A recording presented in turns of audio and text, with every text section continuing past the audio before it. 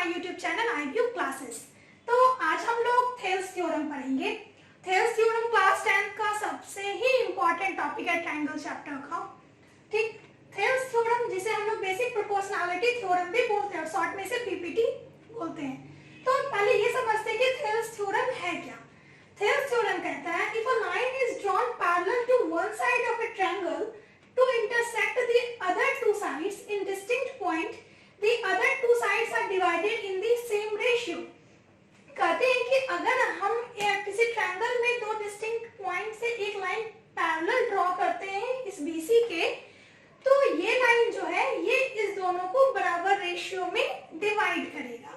ये हमारा थ्योरम है। क्या है कि अगर दो डिस्टिंक्ट पॉइंट से हम एक लाइन ड्रॉ करते हैं पैरेलल इसके थर्ड साइड से BC से, तो ये क्या करेगा, ये इन दोनों पार्ट्स को दो इक्वल रेशियो में डिवाइड करेगा। मतलब AD upon DB equal to AE upon EC। ठीक, तो पहले इसको जैसे हम प्रूव करते हैं तो इसके लिए कुछ बेसिक आपको बेसिक स्टेप वाइज लिखना पड़ता है। एट फर्स्ट कि गिवन में हमें क्या दिया हुआ है, सिर्फ हमें ये दिया है कि D हमारा पैरेलल है BC के, तो हमने यहाँ लिख दिया गिवन D पैरेलल BC। ठीक, अब हमें प्रूफ क्या करनी है, प्रूफ ये करना है कि AD by DB equal to AE by EC होता है। और थर्ड हमने क्या किया, हमने कुछ कंस्ट्रक्शंस किए हैं। क्या किए हैं कि हमने एक EL परपेंडिकुलर ड्रॉ किया है AB पे और DM परपेंडिकुलर ड्रॉ किया है AC पे। ठीक, पहला। और उसके बाद क्या किया है, हमने ज्वाइन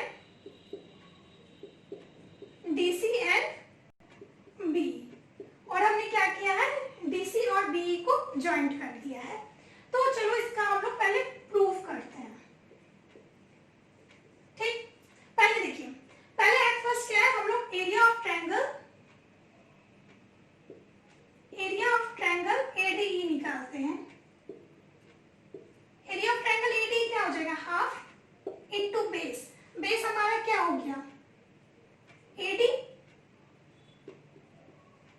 और हाइट क्या हो गया EM। ठीक, सेकेंड एरिया ऑफ ट्रायंगल लेते हैं BDE।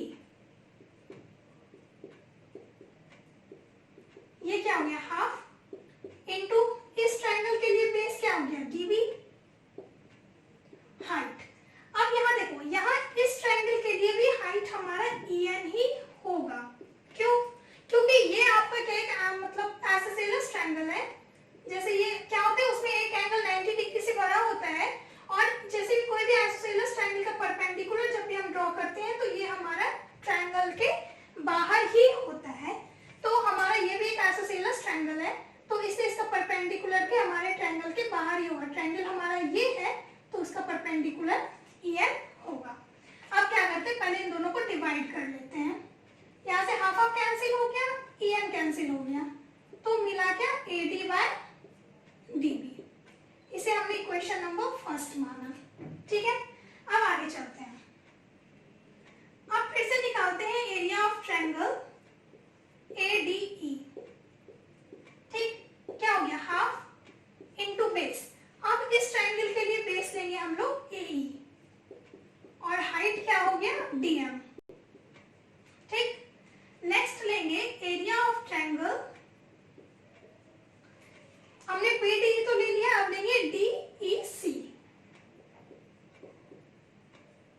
ये क्या हो गया हाफ इनटू बेस क्या हो गया EC इनटू इस ट्रायंगल के लिए भी हाइट हमारा DM हो जाएगा आइसोसेलेस ट्रायंगल के अकॉर्डिंग। यहाँ से हमारा हाफ हाफ कैंसिल हो गया, DM कैंसिल हो गया, तो बचा AE अपॉन EC। ये हो गया हमारा इक्वेशन नंबर 2। यहाँ तक समझ गए, कोई परेशानी नहीं है। अब हम लोग आगे चलते हैं।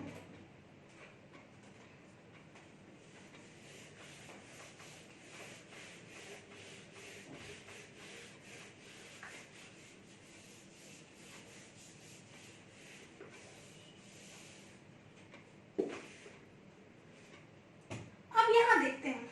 अब देखो, हमने इक्वेशन 1 और इक्वेशन 2 तो ले लिया। अब ट्रायंगल DBE एंड ट्रायंगल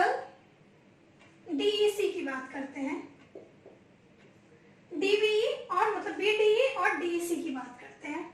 यहाँ वैसे ही लिख देती हूँ, BDE एंड DEC की बात करते हैं, ये BDE एंड DEC। तो आप ये दोनों ट्रायंगल, एक चीज आपने क्लास 9 में एक थ्योरम पढ़ा था, एक रूल है कि अगर दो ट्रायंगल एक ही बेस पर है प्लस दो पैरेलल लाइंस के बीच में है तो उसका एरिया क्या होता है, हमेशा इक्वल होता है। तो जैसे ये ट्रायंगल, एक ये ट्रायंगल और एक ये ट्रायंगल, ये हमारा एक समान बेस पे है प्लस दो पैरेलल लाइन के बीच में है, इसलिए इसका एरिया और इसका एरिया क्या हो जाएगा, इक्वल हो जाएगा। तो यहाँ पे ऐसे लिख सकते हैं, area of triangle BDE equal to area of triangle DEC। Area equal हो गया, इसे मान लिया हमने क्वेश्चन नंबर 3। ठीक, अब देखो यहाँ पे जो हमने डिवाइड किया था पहले उसे लिखते हैं, area of triangle ADE by area of triangle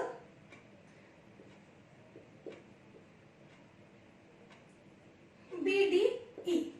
ठीक है, यहाँ इसको हम लोग ऐसे भी लिख सकते हैं, area of triangle ADE upon area of triangle, इस BDE को हम लोग DEC भी लिख सकते हैं क्योंकि दोनों का एरिया तो इक्वल है,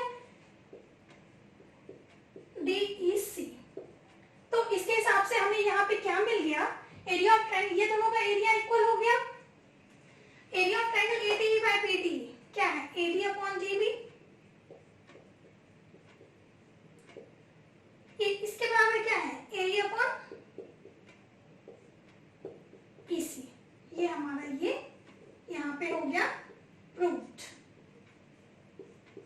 कैसे किया हमने, सबसे पहले एरिया ऑफ ट्रायंगल ADE निकाला, क्या होगा, half into base into height, base AD हो गया, हाइट EN हो गया।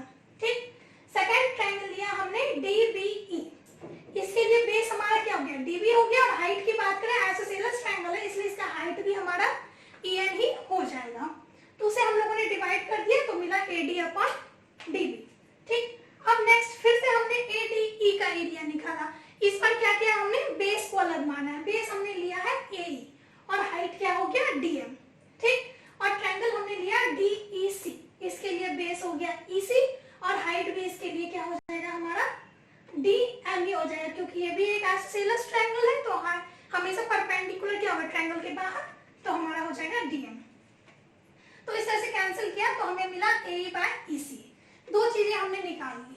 अब जहां तक बात है कि DBE और DEC की, ये दोनों क्या है, एक ही बेस पे है प्लस दो पैरेलल लाइंस के बीच में है, इसलिए इस दोनों का एरिया क्या होता है, इक्वल होता है। तो उसके अकॉर्डिंग हमने इसका एरिया पहले इक्वल लिखा। अगर एरिया इक्वल है तो यहाँ पे इस इक्वेशन में हम लोग इसे पुट कर सकते हैं, area of ADE by area of BDE equal to क्या लिख सकते हैं, इसे तो हमने इक्वल टू सेम उतार दिया, प्लस BDE को क्या लिख दिया, DEC। तो ये हमारा क्या निकल गया, इक्वेशन नंबर 2। तो इसके अकॉर्डिंग हमारा AD by DB equal to AE by EC हो गया। ये हमारा थेल्स थ्योरम था जिसे मैंने आपको प्रूफ करके बता दिया है। आप इसे 3-4 बार प्रैक्टिस करो, एक बार इसे जैसे मैंने बताया है वैसे ही सेम टू सेम लिख के आप इसे प्रैक्टिस करो, फिर आप समझो, फिर आप नेक्स्ट पेज में इसे फिर से आप बनाओ। 2-3 बार इसकी प्रैक्टिस करोगे तो ये इजीली आपके दिमाग में बैठ जाएगा। नेक्स्ट वीडियो में हम लोग इसका कन्वर्स